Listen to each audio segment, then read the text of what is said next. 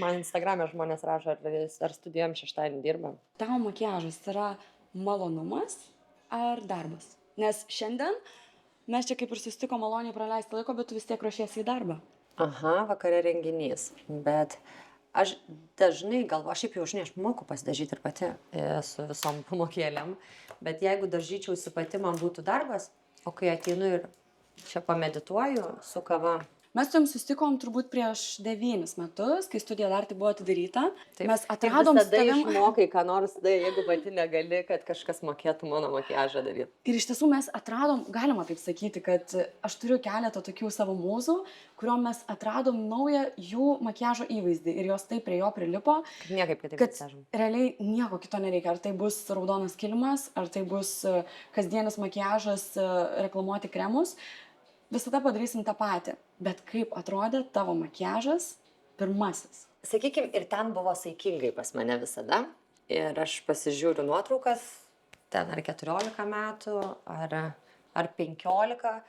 Aš neeksperimentavau, nežinau, ar tu esi mačius pramoginių šokių, kaip kartais prieš ten tos 20 metų, tai dažydavos ir juodai apvesdavo lūpas ir raudonai. Juodai? Jo, būdavo toksai Wow. juodas pirštukas, raudonos lūpos, aš taip nedariau. Kas tau atrodo, kad labiausiai keičia tavo makiažo įvaizdį?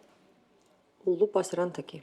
Lūpų svarbumas, aš iš tavęs kažkaip jį išmokau, nes anksčiau turėjau, kad kažkokį įprotį, žinai, kad aš nenusėdžiu kėdėje ir visada noriu bėgti greičiau, man viską čia ir dabar greit reikia pasidaryti.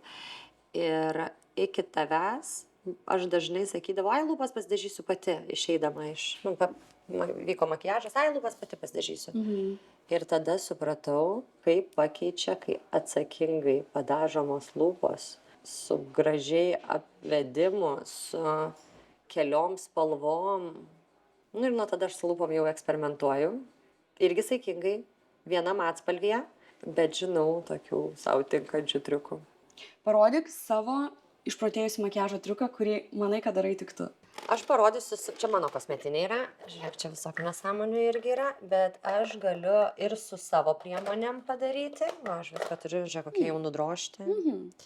Gerai, aš savo tai moku spalvas. Kurias naudoji NBT spalvas? Visokias. Žodžiu, turiu tokią nesąmonę, aš galvoju, kad aš esu įkvėpta iš tavęs, esu įsikvėpus tai dažytis. Tai pamatysi favaigą, kokia ta favaigalas. Tai žodžiu, apvedi kontūrą. Tada imam, čia aš su savo ar su tavo aš dažuosi. Čia Stijona, irgi nenudroštas veiktas. Čia šviesesnis, kas yra? Jo, aš tiesiog miksuoji. Į savo kokį paėmiau įkvėpimą, tavo visas spalvos tinka, bet aš tiesiog primiksuoju. Dar jeigu nepatinka, tai dar dedu ko nors. Teoriškai labai gražiai ir su pieštuku padažytos. Šiaip dažnu atveju aš taip ir išeičiau, ar ne? Aš tau truputį palyginsiu, gerai? Gerai, kodėl man taip neišeina? Ir šiaip Dar vienas gali tipsas, dažnai, jeigu, pavyzdžiui, kontūras nesigauna idealiai kažkuri vieta ir nesinori jau per daug overlinint, tai su teptuku tu prasklaidai ir tau gražiai išsilygina. Šiaip su savo galiu parodyti. Čia yra concealeris, bet jau kaip pamatysim, jis lūpom yra naudojamas, bet aš galiu ir su baltu, kai neturiu jo, aš čia paimu tiesiog baltą pieštuką. Tai tau puikiai tiktų perfektorius. Ne, tai daryti su perfektorium ar daryti tokią nesąmonę? Ne, daryk taip, kaip tu darai. Daryk savo nesąmonę. Gerai. Gerai.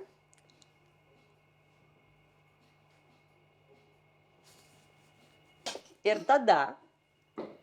Kas čia per karnavalinis makiažas? Stop.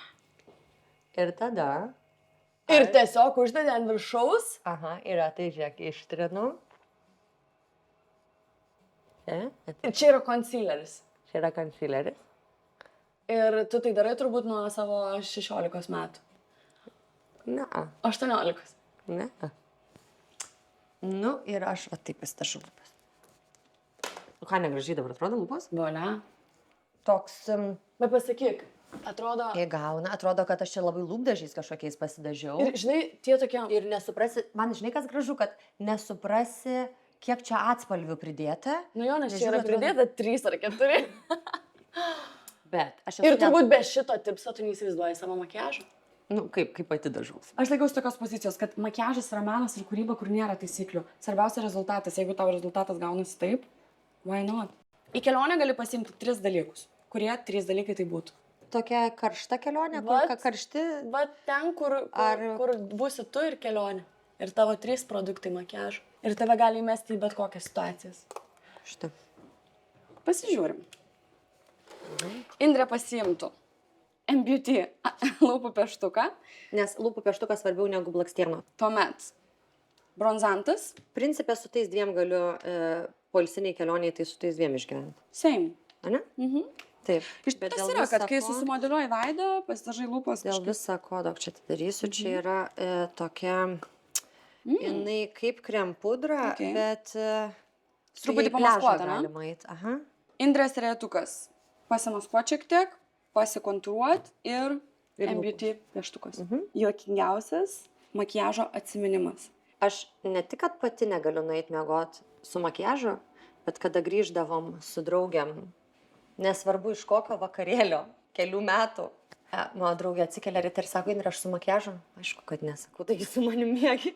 Bet Aš miegančiam draugiam galiu makiažą nuimti su toniku, Aš lygiai taip net pat. blakstienas apvalyt, kad ne tik, kad, nu, žodžiu, kad Pas aš mane neičiau su lygiai toks makiažu. pats, žinok, yra atsiminimas. Niekada gyvenime nebuvo, bet ir mano draugė nei viena under my watch nenuėjo su makiažu. Mano miegot. lygiai toks pats yra atsiminimas. Pamenu, mes grįžom į namus su draugė po vakarėlio, mums buvo gal 17 metų ir mano draugė yra pedantė.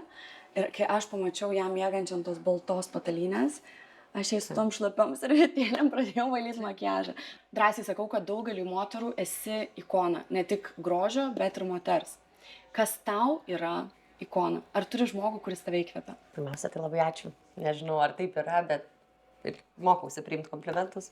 Ačiū. Bendrai kalbant apie grožį, tai galvoju, gal atsisakykim dabar ten tų klišių apie vidinį grožį, dar viską žinom ir kitos vietos yra apie tai kalbėti. Dabar mes esam grožio salone, nekalbam apie grožį, kuris yra išoriai ir gražiausios moteris man yra Audrey Hepburn, Grace Kelly, Julia Roberts.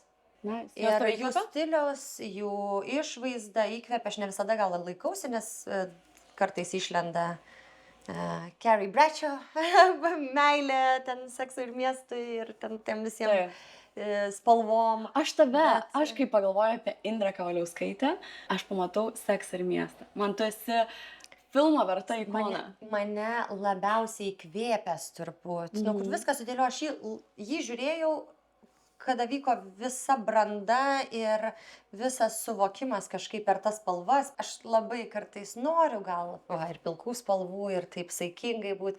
Pramuš. Indrė. Ir kažkoks toks tas spalvotas epizodas, bet jeigu laikyti ikonom ir kas man tikrai labai labai gražu ir ko žaviuosi, tai yra tos 3 moterys. Kas tau yra grožis? Kas tau yra moters grožis? Laimingos akys. Žinok, jo.